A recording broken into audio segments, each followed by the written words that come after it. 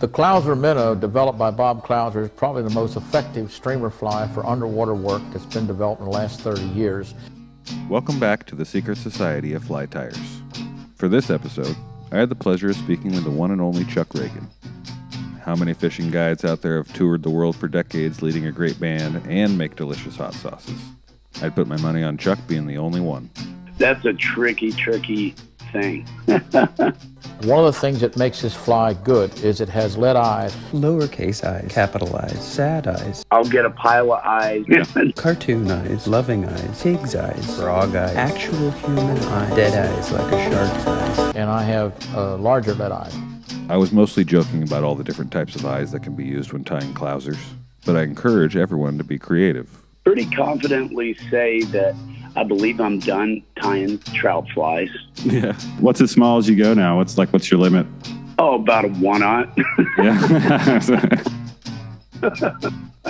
Hook in the vise, tie glue on the eyes, put on the flash tail, whip finish that to tie flies, To the many esoteric mysteries that haunt my brain pretty much every waking hour. Ancient megalithic sites, the UFO or UAP issue, psychic cloaking techniques, direct from the head Bigfoot in charge. Historically complete lists of members of all the major secret societies.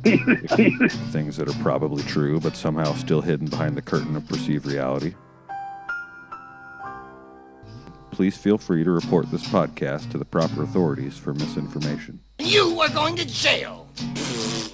I had the honor of meeting Bob, and I was on stage, and he just walked up in between a couple songs. On stage?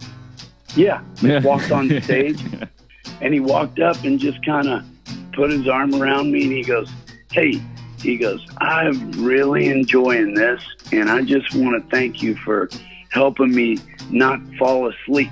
Oh man, that's so good. and then he was like, "I'm gonna go get a sandwich." Oh wow.